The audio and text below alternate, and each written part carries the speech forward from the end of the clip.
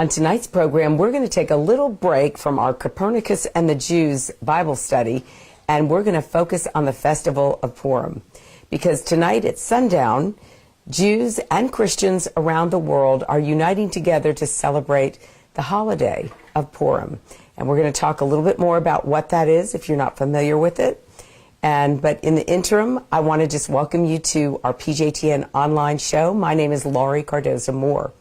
The mission of proclaiming justice to the nations is to educate Christians about their biblical responsibility to stand with our Jewish brethren and defend the state of Israel against the rise of anti-Semitism.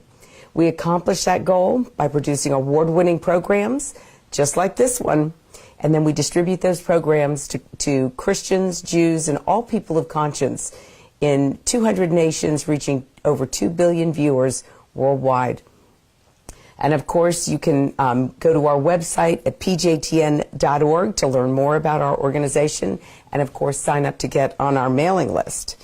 I also just wanted to let you know that we have created this program, if you're new to this, with you in mind. I get emails from people all over the world every week who tune into our Focus on Israel show that it airs on Daystar and another 19 other media partner platforms around the globe. And people are asking questions or they're making comments. And so I opened this up to try to have a weekly forum where we can engage in conversation and talk about these things.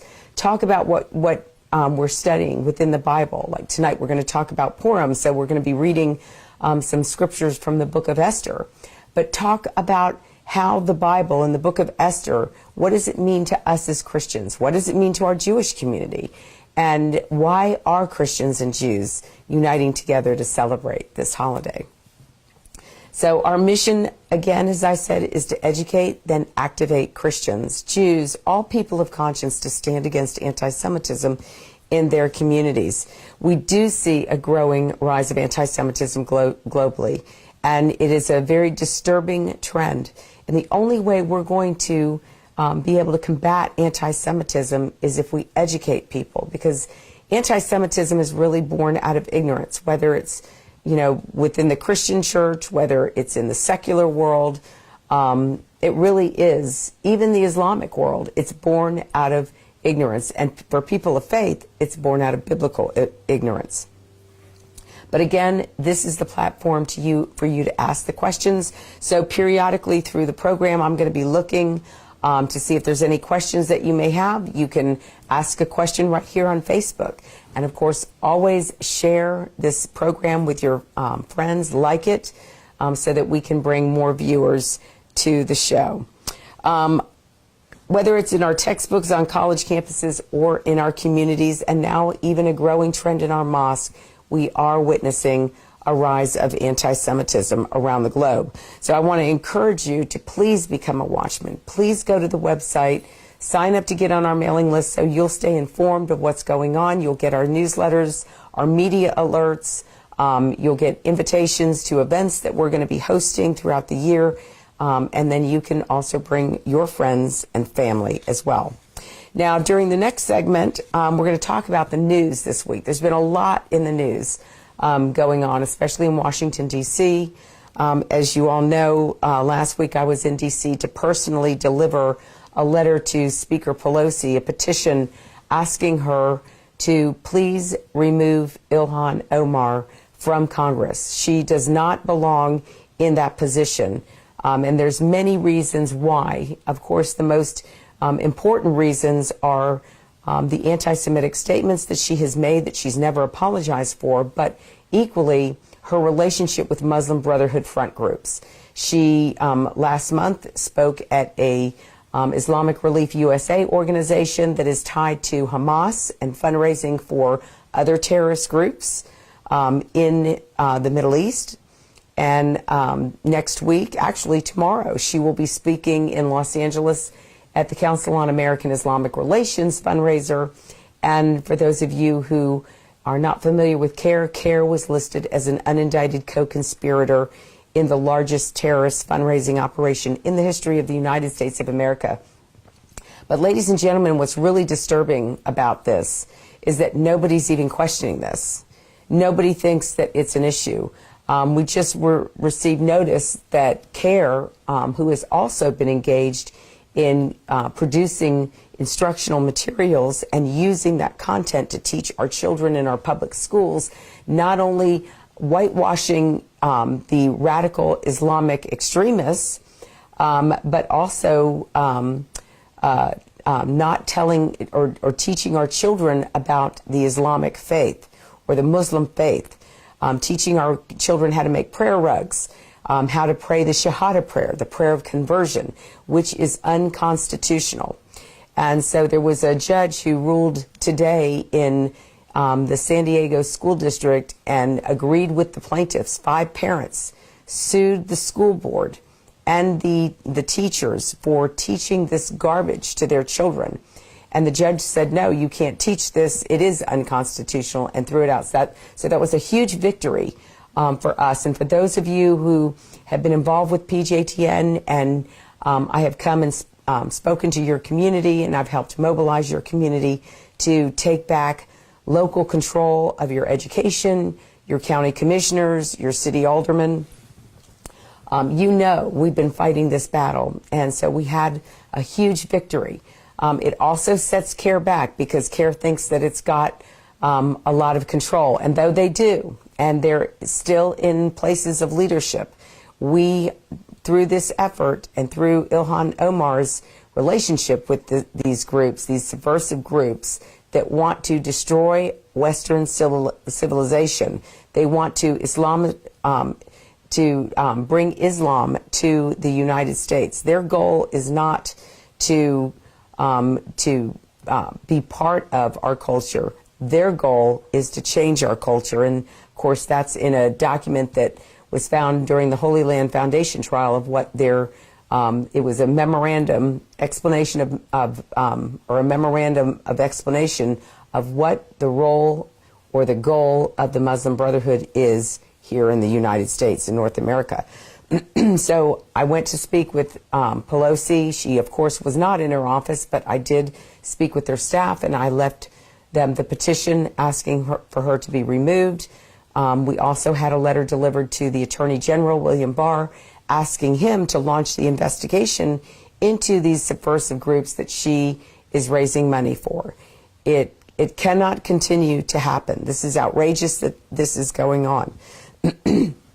So we did put out a press release announcing that, and there was a question about that I received an email earlier today from a Christian, actually history teacher, who was disturbed that I was using the term, and I did use the term in this the press release that we released yesterday, I believe it was, that we used the term Christian nationalists. And I want to explain that, ladies and gentlemen, because a lot of people are not familiar with Christian nationalists. If you think back to the time of the Nazis, you know, Germany was a Judeo-Christian nation. You had a nation that was really the nation that gave birth to the Reformation movement within Christianity. And of course, it brought forth the Protestant Reformation, the church, the Protestant churches. There were Catholic churches also in Germany. But there was a group of Christians who followed the Nazis, who followed Hitler. They were called Christian nationalists. And I know it's confusing because, you know, we're nationalists as Americans. We're proud of our country. But we have to explain to our children, we have to clearly differentiate what a Christian nationalist is, and in comparison to what an American nationalist, that we're proud Americans, we're proud of our patriotism, we're proud of our nation, our Constitution, our culture, our way of life. So I want to be very clear about what a Christian nationalist is. You know, when Bowers killed those 11 members of the Tree of Life Synagogue in Pittsburgh, he was an avowed Christian nationalist. If Hitler were alive today, he would have been a follower of Hitler. So you would associate him as a white, you know, extremist, right-wing, you know, wacko. But I wanted to clarify that for anyone else. And I did send an email back to this, to our brother, and explain to him why I use that term, because that term is being used more and more often, and we have to be able, as Christians, we have to be able to tell people nationalists and Christian nationalists are not the same thing and cannot be confused. So words have meaning and power and implications. So anyhow, I hope that was helpful. We also put out a statement condemning Judge Jeanine. For those of you who've been watching what was going on with Fox, and we're going to watch a real quick clip of what Judge Jeanine said, but just, to kind of brief you before we watch this video. Judge Jeanine called into question Ilhan Omar's loyalty. She asked a question. She didn't make a comment. She didn't accuse her.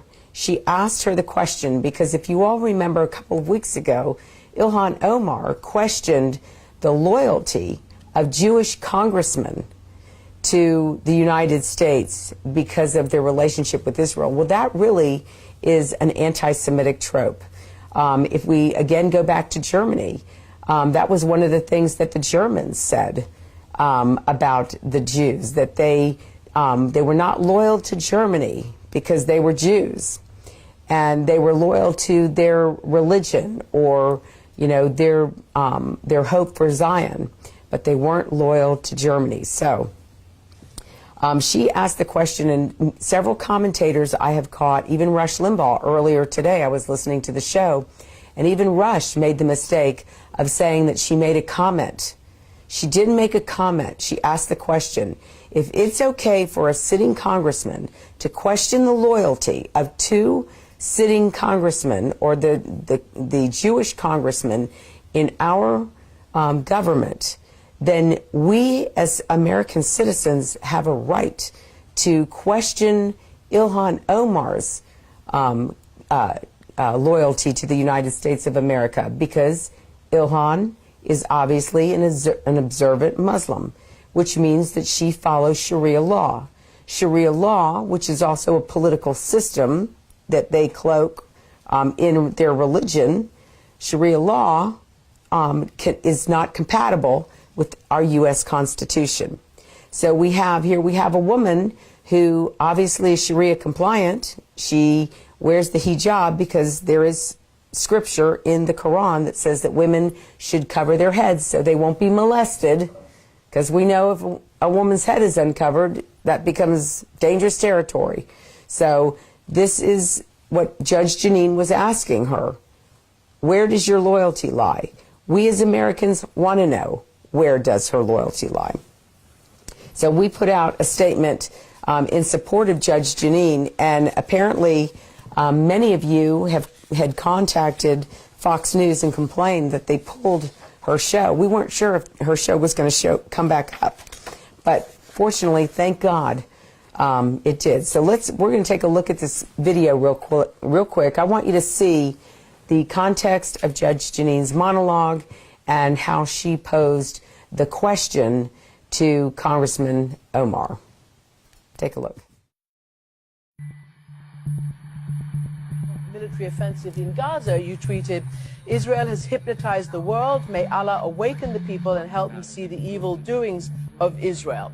How do you put that into context now, and what do you say to American Jews? What is really important to me is that people recognize that there is a difference between criticizing a military action by a government that has exercised really oppressive policies.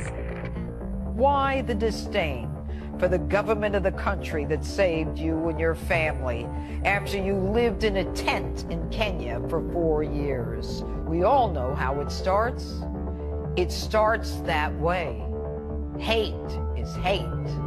Hate leads to violence, and violence leads to retaliation, which then leads to unrest and worse.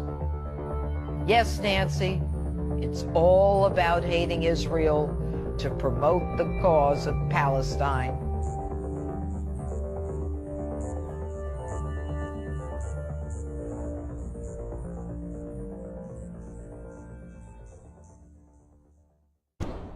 me get this straight. She and her family flee war-torn Somalia, where 500,000 are killed during a civil war, then sent to a refugee camp in Kenya for 4 years.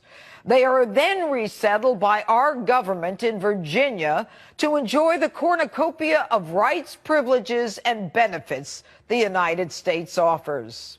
The she is Congresswoman Ilhan Omar, who represents Minnesota's 5th Congressional District in Congress only about 2 months. But she's gotten attention far beyond Washington for her anti-Semitism. But as early as 2012, she tweeted, quote, "Israel has hypnotized the world.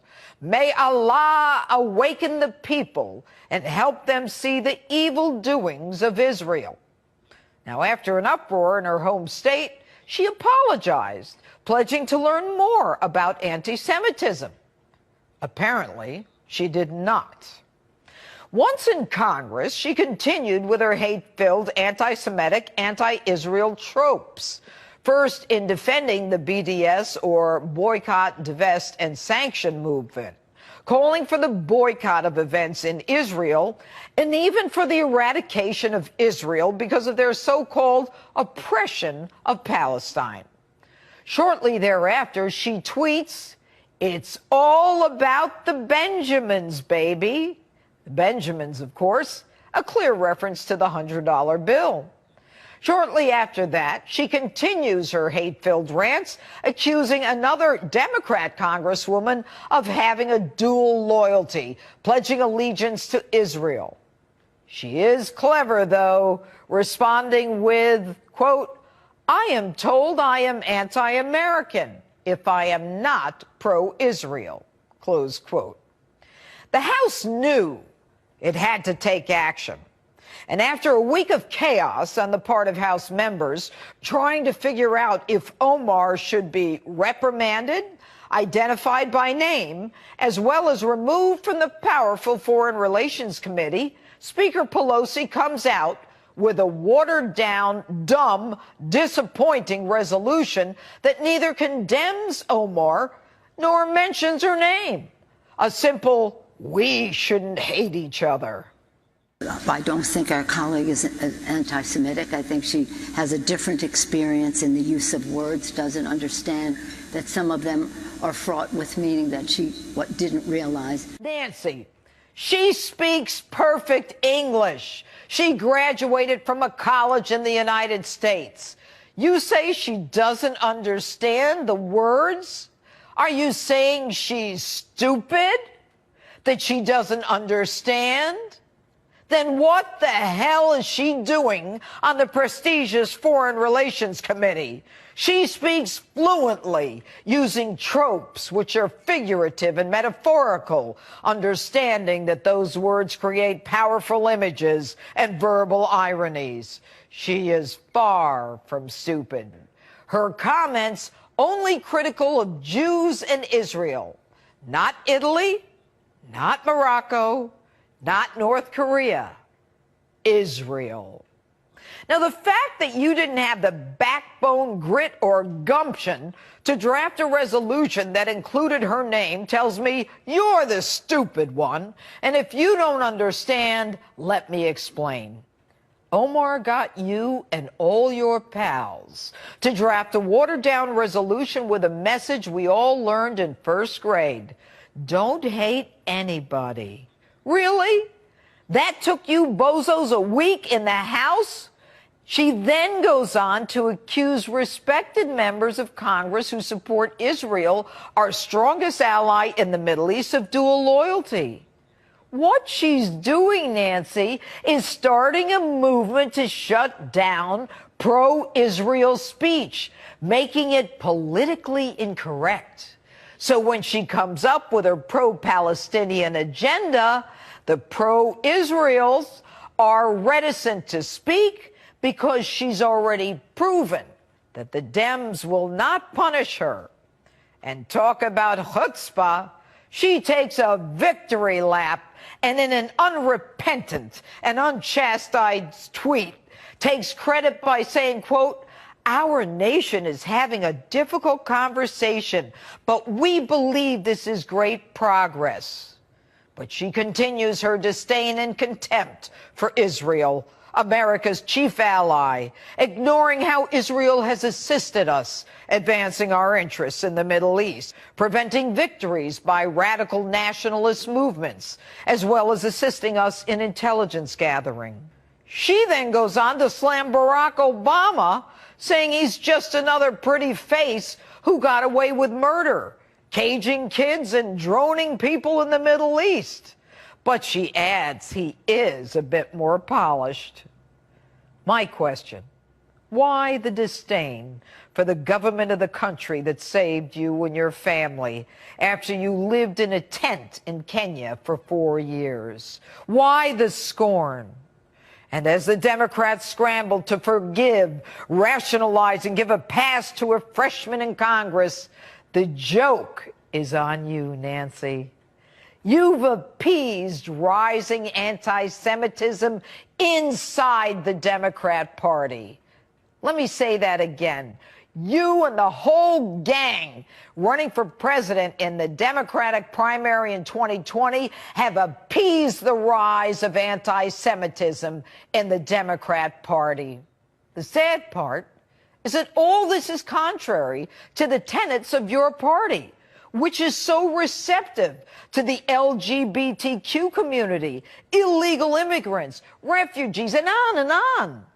This is not who your party is. Your party is not anti-Israel. She is. Think about this. She's not getting this anti-Israel sentiment doctrine from the Democrat Party. So if it's not rooted in the party, where is she getting it from? Think about it. Omar wears a hijab, which according to the Quran 33:59 tells women to cover so they won't get molested. Is her adherence to this Islamic doctrine indicative of her adherence to Sharia law, which in itself is antithetical to the United States Constitution? I don't have to tell you, Nancy. Jews have been persecuted almost from the beginning of time, when they were forced out of Egypt, to the 6 million killed in the Holocaust. And now we are witnessing the rise of anti-Semitism in Europe, where incidents are up 74% in the last year alone in France, where Jewish cemeteries are regularly desecrated with swastikas, and people relay the common tropes of Jews with too much money and influence. We all know how it starts. It starts that way. Hate is hate. Hate leads to violence, and violence leads to retaliation, which then leads to unrest and worse. Yes, Nancy, it's all about hating Israel to promote the cause of Palestine. President Trump was right when he said the Democrat Party is now the anti-Israel party. And don't forget, Nancy, history has proven over and over, when you appease anti-Semitic sentiment, the worst happens. And in your case, Nancy, the danger for you is that your appeasing this behavior will lead to your removal as Speaker. And the Democrats, now controlled by socialists and anti-Semites, will lose the presidency in 2020.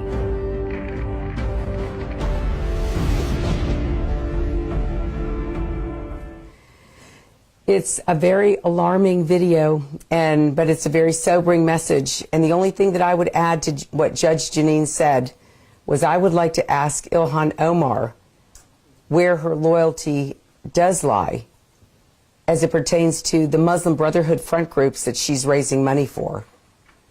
Because to me, that speaks volumes, that she would work to raise money for two groups who have known ties to Hamas. And she is a sitting member of Congress, ladies and gentlemen. This is so dangerous, what's happened to our country. And we don't know what's going to happen to the Democrat Party. But I'm telling you, the favor of God will not rest upon it. In fact, with the leadership of Nancy Pelosi and her unwillingness to take action, I'm sure many of you heard that it took them a week to pass a resolution. And then within the resolution, they wouldn't even call out the very anti-Semite who they were creating the resolution for.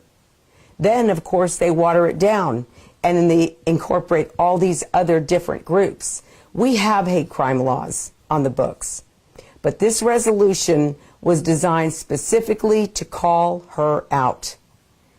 And the leadership of the party wouldn't even do it. Judge Janine is right. We are sending the message to the Muslim Brotherhood, who has infiltrated our government on so many levels, that nobody is going to fight against you. Nobody is going to argue with you. In fact, word had it that it was CARE who came in and stopped the Democrats from naming Ilhan and from also specifically addressing anti-Semitism. That's outrageous, ladies and gentlemen.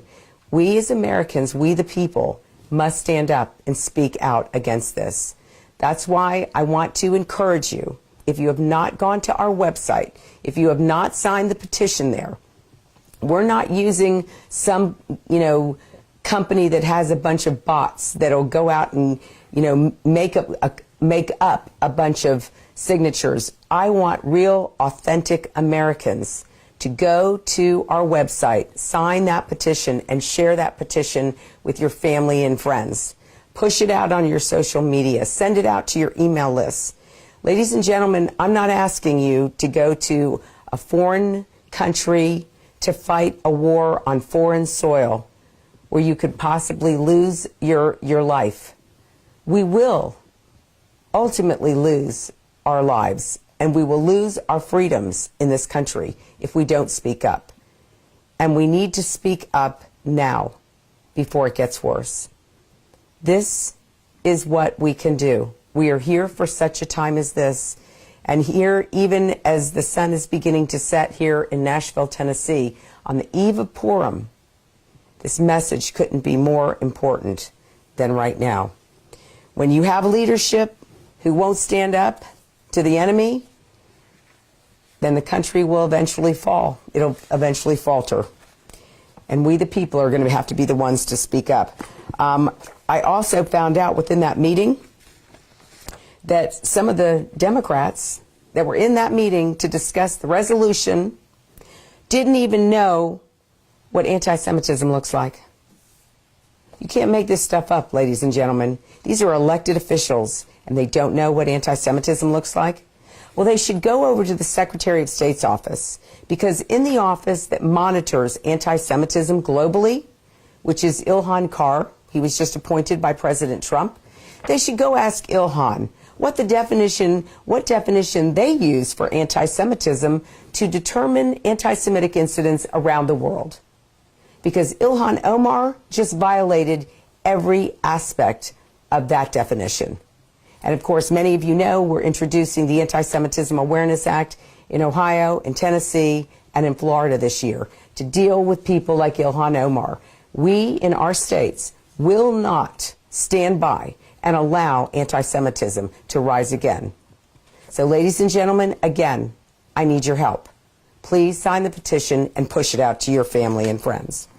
I just got a text message while that video was playing, and this comes out of the Gateway Pundit, that apparently 2 of Fox News Network's hosts secretly maneuvered to get Judge Jeanine Pirro suspended over her controversial remarks about Muslim Representative Ilhan Omar, with one, Brett Baier, allegedly seeking to curry favor with Democrats to reverse a decision to not allow Fox to host any of the party's presidential primary debates by getting Fox to suspend Pirro. Now, I heard something about this mentioned on either Hannity or Rush Limbaugh's show earlier today, that Brett Baier is being accused. We will find out. But apparently, Rumor has it, it's two hosts from Fox News turning on one of their own colleagues who has a successful show that many of us tune into on Saturday nights. So moving along on a little bit brighter note, I do have some good news to share. And there was a recent poll that came out that evangelical support for Trump remains high. So there was a research poll that was done to determine, it's Pew Research, to determine if the evangelical support for President Trump has waned. Well, we're still basically at, I think it's 69% of evangelical support.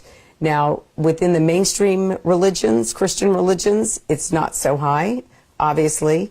But I was asked to what my thoughts were on why evangelical support is so high. And ladies and gentlemen, the reason I believe that evangelicals support President Trump, although far from perfect, as none of us are perfect, when he says he's going to do something, and he does it. Plus, he obviously cares about doing the right thing by Israel. Moving the embassy was huge. How many years were we as Americans, since 1995, waiting for every sitting president, up to President Trump, to move that embassy from Tel Aviv to Jerusalem, the biblical capital, the historic capital of the Jewish state? And it was President Trump who did it. Any man that would put his neck on the line to do that, he deserves our support. And I believe that was why so much support, evangelical support for Trump, is continuing to remain high. Of course, the Pew Research poll said that, as I said, the other denominations were not so high. Another poll, the Gallup poll that just came out recently, polled Americans. And in general, when Americans were polled about Israel, a total favorable number was 69%. So it's very similar to what we're seeing with evangelical Christian support. Americans, because, ladies and gentlemen, we all know America is a Judeo-Christian nation. The majority of Americans are Christians, and many of those Christians are people of faith. They read their Bible, and they believe that if God says it, he's going to fulfill it. So those are two positive polls that have recently come out that should encourage us. And now for a little bit more of a disturbing article that was given to me earlier today. There is a teacher, and many of you know that PJTN has been involved in exposing the anti-Semitic rhetoric, content, instructional materials, textbooks in our public schools. Well, there is a teacher in Winston-Salem, North Carolina, who was giving classroom lessons on the synagogue of Satan and the Satanic Jew. And apparently this woman, she must be, she's apparently a teacher at North Forsyth High School. Her name is Miranda Jones. She believes her students require profound and first-hand knowledge about the Satanic Jew. I wonder if this teacher, who appears to be of African-American descent, I wonder if she is a follower of the Islam leader, Nation of Islam leader, Louis Farrakhan. So let me look down here in this article. Miranda Jones believes her students require profound and first-hand knowledge about the Satanic Jew. The video, Unmasking of Satan, was captioned on Twitter by Nation of Islam leader Louis Farrakhan as, quote, thoroughly and completely unmasking the Satanic Jew and the synagogue of Satan. The presentation by Farrakhan warns viewers about a system of tricks and lies and Jews forcing people into anal sex.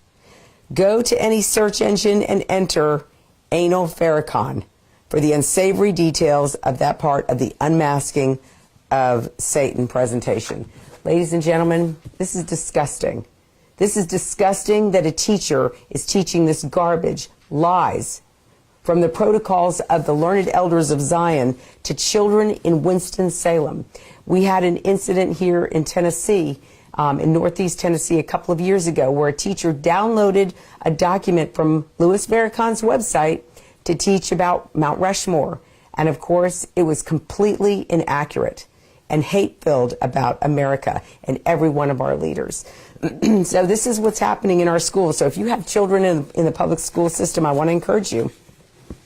You need to be paying attention to what your children are being educated with, what they're being taught, because I'm telling you, it's outrageous. If I were parents and this was their teacher, I'm going to look into this tomorrow to see what was done to the teacher and how she was dealt with. But anyhow, this is America that we live in. This is crazy. Moving on, I also want to talk about the growing trend of anti-Semitism. You know our mission is to focus on exposing anti-Semitism and mobilizing Christians, Jews, and all people of conscience to stand against it in our community. So I received a dossier earlier from the Clarion Project about the growing number of anti-Semitic sermons being preached from mosques right here in the United States of America. Do we have a problem with the growing number of Islamists who are preaching hate in their mosques? Let's take a look and see. אנטישמיות לא רק בקרב האסלאם הקיצוני באירופה, אלא גם במסגדים בארצות הברית. צבי יחזקאלי, פרשננו לענייני ערבים, ערב טוב. ערב טוב. אתה מביא פרויקט מיוחד של תיעוד הסתה במרכזים אסלאמיים ברחבי צפון אמריקה. נכון, זה מתבסס על דוח של ארגון ממרי שעקב במשך שנה וחצי אחרי יותר מ100 דרשנים. מעניין לראות שכשהייתי בשנה שעברה בארצות הברית בזהות בדויה, השיח הג'יהאדיסטי היה הדבר הכי הסתה במסגדים. היום אנחנו שומעים יותר ויותר דרשנים מדברים על היהודים, על זה שהם שולטים בכלכלה, זה שצריך להרוג אותם ממש מה שראינו בצרפת לפני 15 שנה, קורה בארצות הברית. הנה הכתבה, ממש פרויקט רחב על כל המסגדים ועל השפה שעברה ממש מהמזרח התיכון לאירופה וארצות הברית. הנה.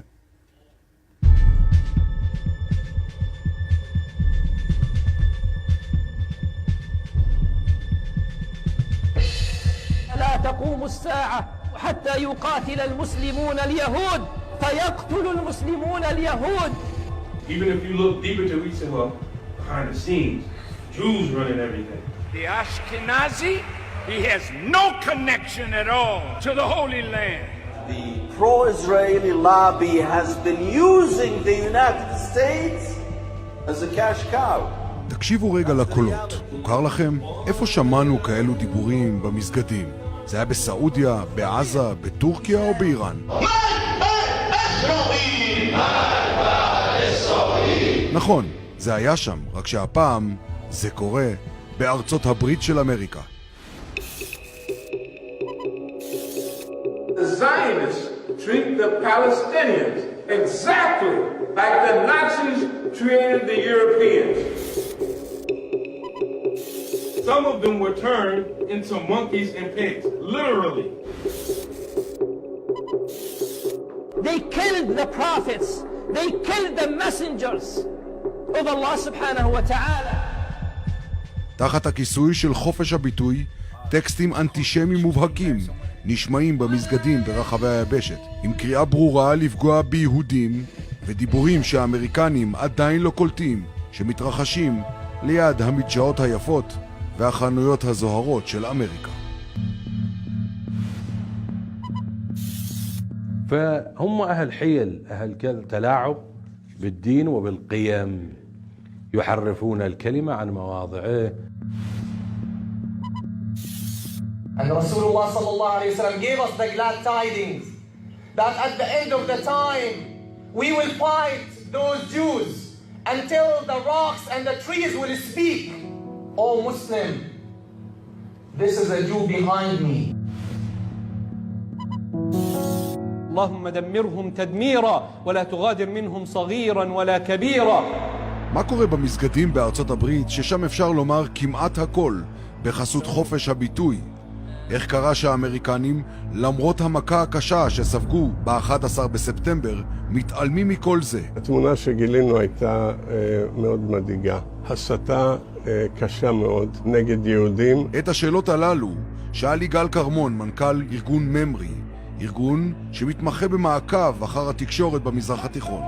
אחרי 20 שנה של סיקור השיח הקיצוני בעולם הערבי, שחשף את השורשים של דאעש ואל-קאעידה, הבינו שם בארגון שהשיח הקיצוני לא נעלם מהמזרח התיכון, אלא נדד.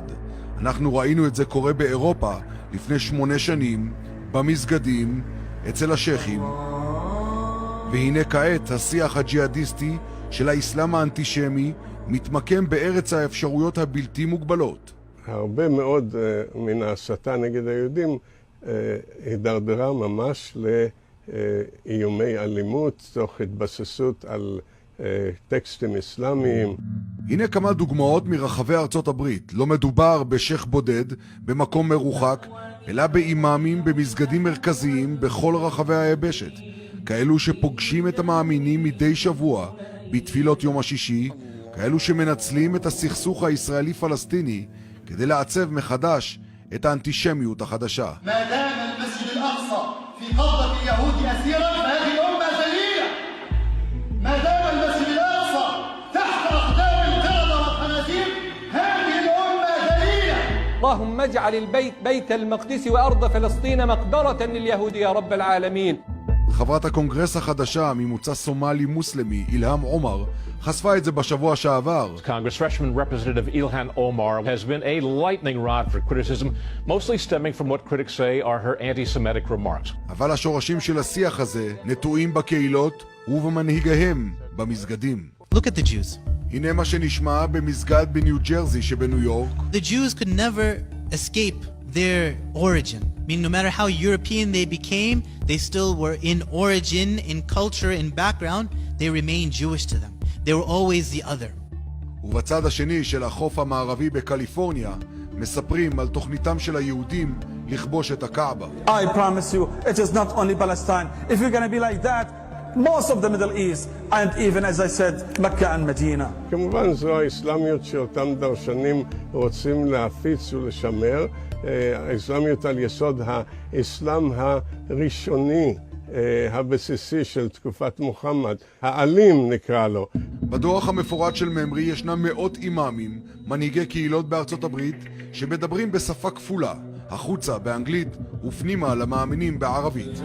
אחד האימאמים בדוח הוא שקר אל-סייד, מצרי גולה, איש האחים המוסלמים, שנותן דרשות באנגלית. Allah knows what they are plotting and what they are planning. לפני כשנה וחצי, כשצילמנו את הסדרה בזהות בדויה, נסעתי למסגד הגדול ביותר בצפון אמריקה, דאר אל-היג'רה, כדי לשמוע את אחת מדרשות יום השישי שלו. נהג המונית בדרך כבר נתן לי את הכיוון, מה הוא ספג שם במסגד בדאר אל-היג'רה. קצת קשה לשמוע את זה בתור יהודי. وفي كمان يهودين هنا شو يسووا مع اليهود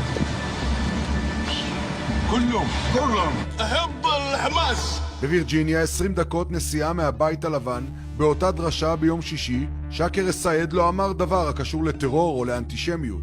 In the Muslim community, yes, in America, you love anyone who helps you. אבל כשנכנסתי אליו לחדר לאחר הדרשה ואמרתי לו שאני מעזה, הוא ברך את גדודי עז א-דין אל-קסאם ואת הטרור הפלסטיני.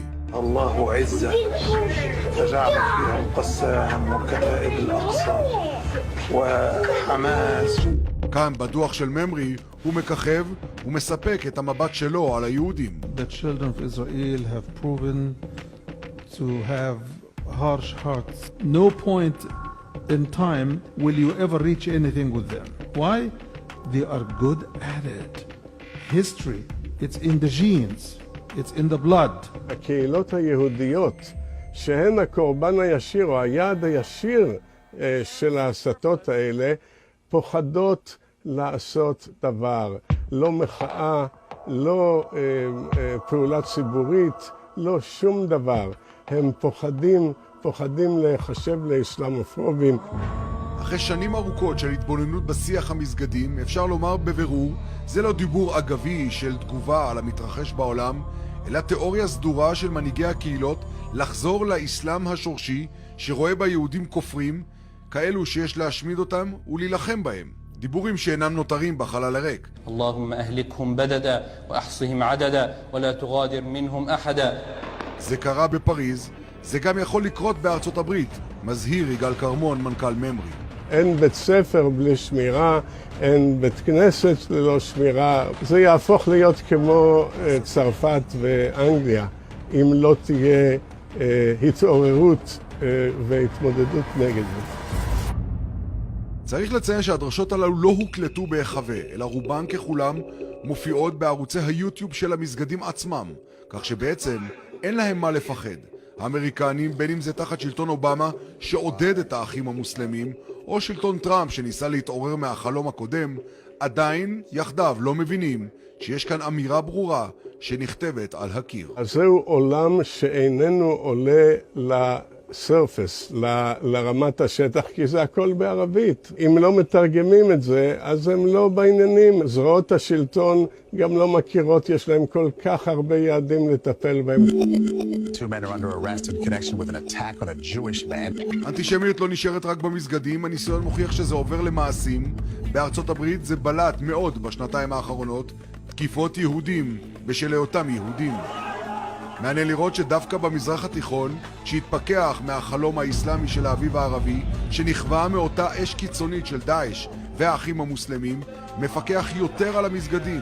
ישנן מדינות ערביות כמו סעודיה, מצרים וירדן, שאוסרות לדבר נגד יהודים במסגדים, ואילו במערב, בחסות חופש הביטוי, האנטישמיות נודדת מערבה מהמזרח התיכון המתמוטט אל אירופה, ומתבססת באחרונה גם בארצות הברית, מבלי שאף אחד יקלוט את היבוא החדש מהמזרח התיכון. צבי, כבר לפני עשור חשפת שיח אנטישמי, גם ג'יהאדיסטי, דומה מאוד באירופה, עכשיו זה קורה בארצות הברית, לפחות צלילים דומים. נכון. האמריקנים ערוכים להתמודד עם זה? תראי, שביקרתי שם, ביקשו האמריקאים, ביקשתי את הסיוע, הם אמרו לי בוא תיפגש עם היחידה למוניטורינג, למעקב אחרי מסגדים. גיליתי שאף אחד שם לא מדבר ערבית. אז שאלתם, רגע, איך אתם עוקבים אחרי מסגדים?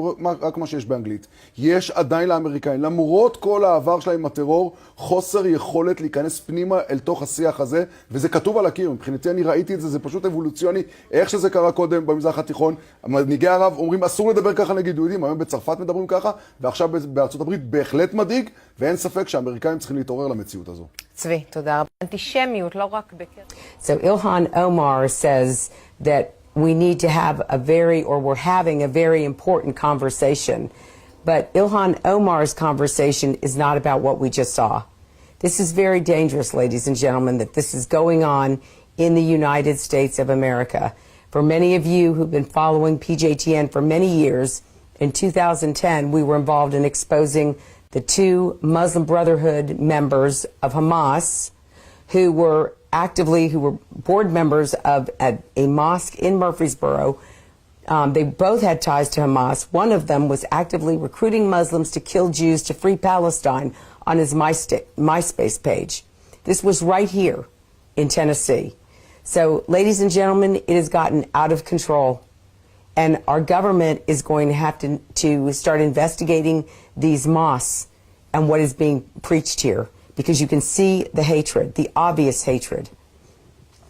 Now, I want to show you one more video, and this is from Europe, because I want you to see the totality of the anti-Semitism that we're experiencing.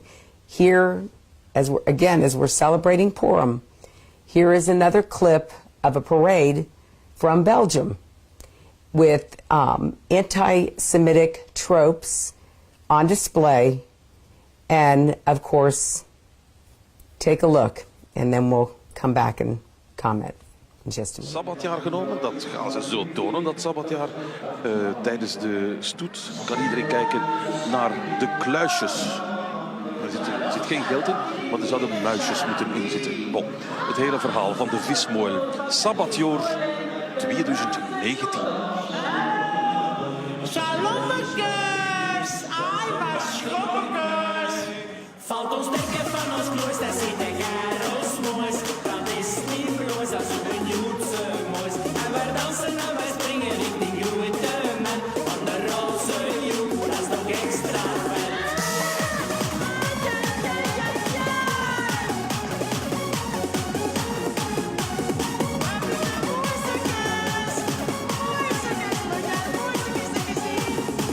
Wij doen van Tory toe voor Joden. En wij zijn nu ik vriend speciaal.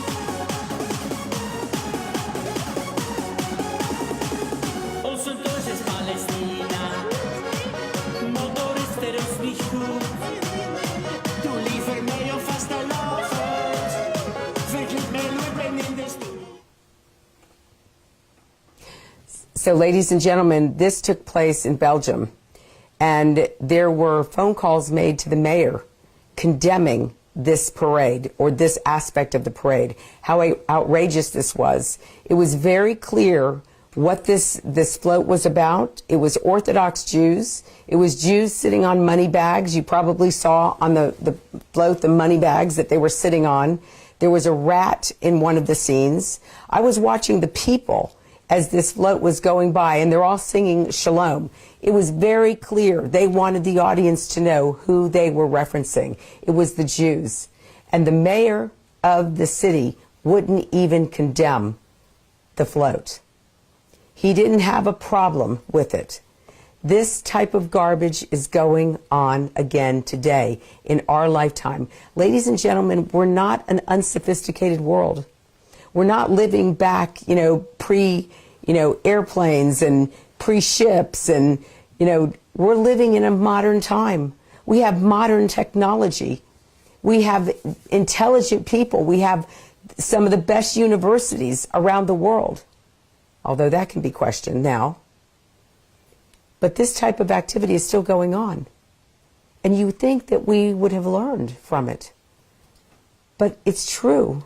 There is nothing new under the sun, which is going to lead me into our quick Bible study about Purim and about Queen Esther and about this holiday and how we should learn from this holiday about what we can do to stand against this hatred in our community. But before we do that, we're going to take a quick break to show you another way that you can support PJTN and help us get this message out around the globe. Take a look. This month marks the 70th anniversary of the historic Declaration of the State of Israel. God's sovereign hand can be seen all over this land. Included in the celebrations is the opening of the American Embassy right here in Jerusalem. In honor of this celebration, PJTN is offering a special 70th anniversary package, which includes a captivating new book and an award-winning DVD. Israel Rising is a unique visual story of Israel's miraculous journey from unforgiving desert to thriving nation. Thousands of years ago, the prophet Ezekiel foretold a future time in which the arid land of Israel would come alive for its people. Now this breathtaking book documents the fulfillment of this vision, as rarely seen photographs from the 1880s to the 1940s are juxtaposed with recent photos of the same locations. This book will inspire and captivate you as it illuminates Israel's foretold awakening in a new and unforgettable way. In addition, you'll receive the award-winning documentary, Israel Indivisible, The Case for the Ancient Homeland. This inspiring film examines the many political twists and turns that make Israel the world's most controversial nation. From Abraham and the Promise to the issues facing the Jewish state today, the film examines the historical, archaeological, legal, and biblical foundations for the modern state of Israel. This is a limited time offer for these two remarkable resources for just a one-time gift of $70 today. Your generous donation will help ensure that PJTN stays on the front lines and in the headlines of all the important issues facing Israel and our Jewish brethren. So please go to pjtn.org today. Okay, ladies and gentlemen, welcome back. I want to encourage you to, if you have your Bibles close, to open up to the book of Esther. I'm going to give you a couple of minutes. And we're going to talk a little bit about the Purim story, and a warning of enemies who seek our destruction assumes such powerful relevance even today in light of everything that we're dealing with. But this article that I'm going to share with you, it was written by Rabbi Benjamin Bleck with aish.com, AISH.com. They're a great resource if you ever want to go and just do a study and read some of the articles that are posted there. I find it very informative and very helpful for the work that I do. I think you'll enjoy it as well.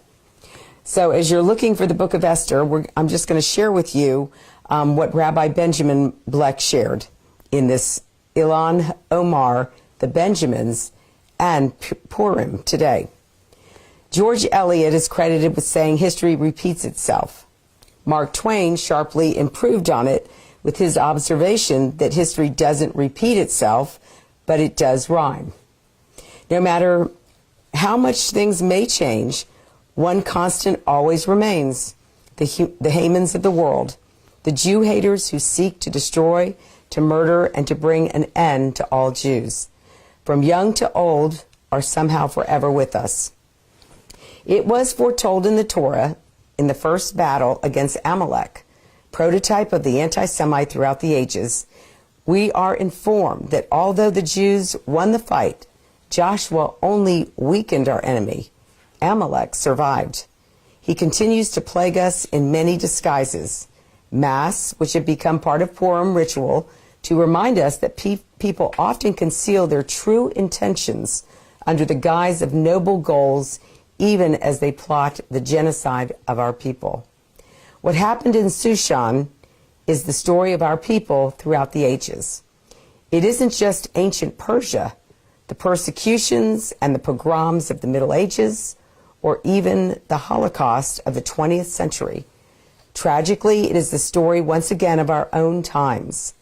Not only Persia, Iran, but sophisticated France, cultured England, educated Europe, and the rest of the civilized world are again proving the truth of Elie Wiesel's insight that the only thing we have learned from history is that we do not learn anything from history.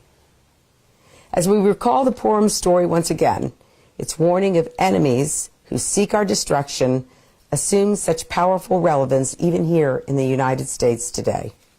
Let me remind you a little bit about the Jews in Persia of old.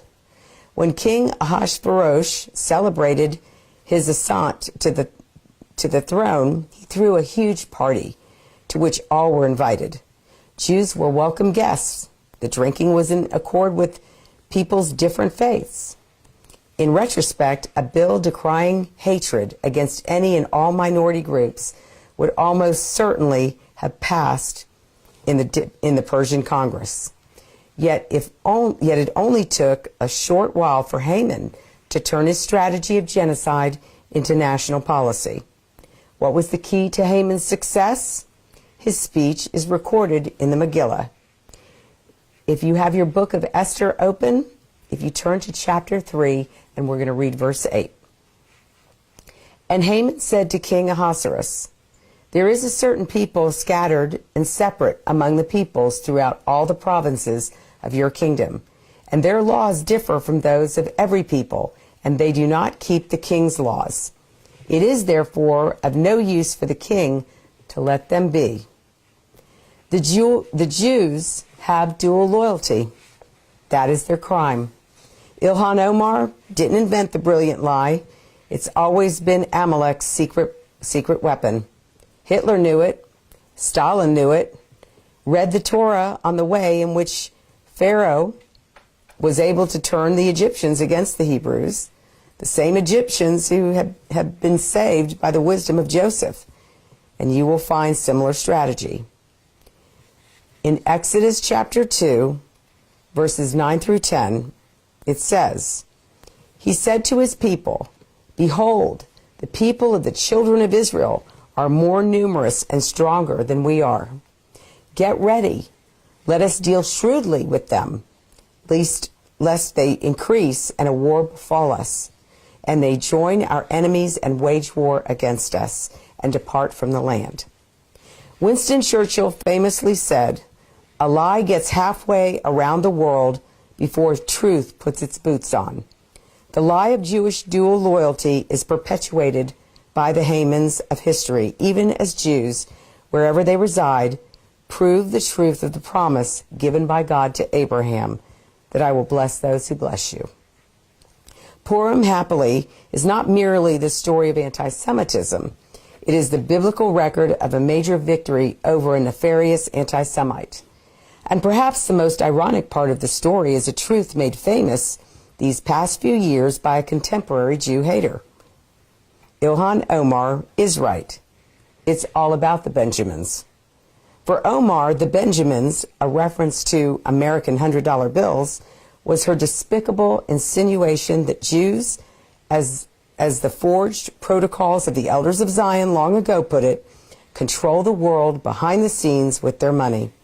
For the book of Esther, the Benjamin, was revealing to us at the outset that Mordecai was Ish-Yemeni, from the tribe of Benjamin. And why was that so significant? The rabbis explained that that was the reason Mordecai was able to counter Haman, or counter Haman's libel, and to demonstrate to us through the ages how best to overcome our enemies. While others bowed down to Haman, Mordecai refused. It was a trait he inherited genetically.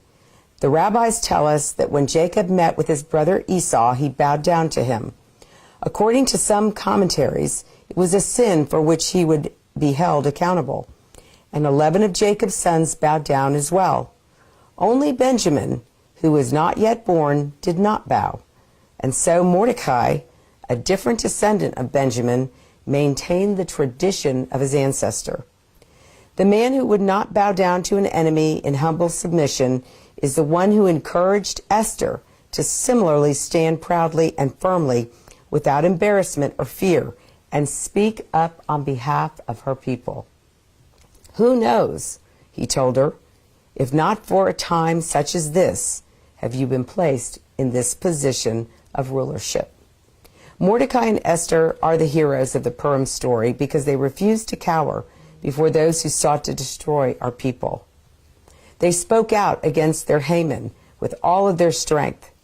It's all about the Benjamins and those who refuse to remain silent when enemies again plot the final solution for Israel and for our people.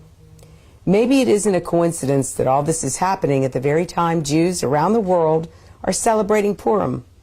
History records not only the recurring story of anti-Semites and anti-Semitism, it also confirms the divine intervention that has invariably assured our survival.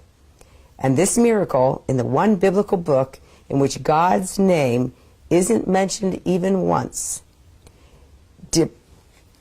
is a miracle we desperately need today. The miracle of Jews aware of the threat to their survival, who put aside their differences, united in the face of a common enemy, and collectively recognized that it must have been for a time such as this that we are given the opportunity to partner with God. So, ladies and gentlemen, that is going to conclude our study today as we celebrate Purim. And wherever you are, I hope you'll take time to read more about Purim. And if you are able to go to your local synagogue and go celebrate, there'll be a lot of celebrations going on tonight in your community, in your Jewish community. Join with your Jewish brethren and celebrate with them as we defeat Haman. Because God will. Because it is another profound, ironic thing, too, that we're watching anti-Semitism rise and we're alive today. There must be a reason, ladies and gentlemen, why God put us on this earth. There must be a reason why God gave us the faith that he did.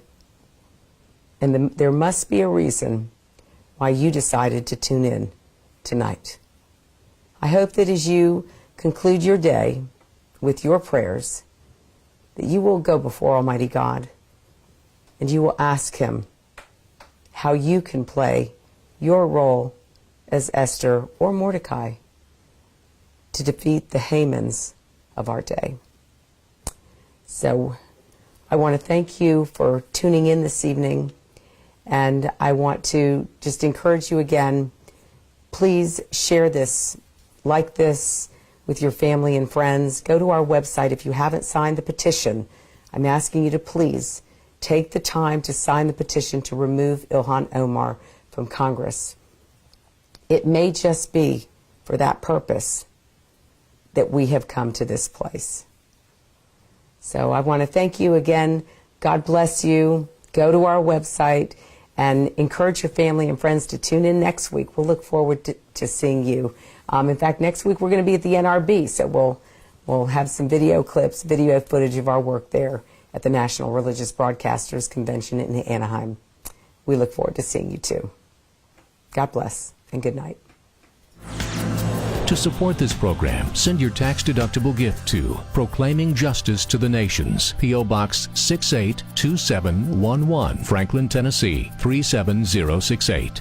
You can also support PJTN online. Visit pjtn.org or call 1-877-873-9020. Anti-Semitism has reached epic proportions, and Israel is now surrounded by nations who seek its destruction. For Israel to lose just one battle would mean losing everything. As Christians, it is our biblical responsibility to stand with our Jewish brethren and Israel. PJTN needs your help to reach more Christians with this urgent message.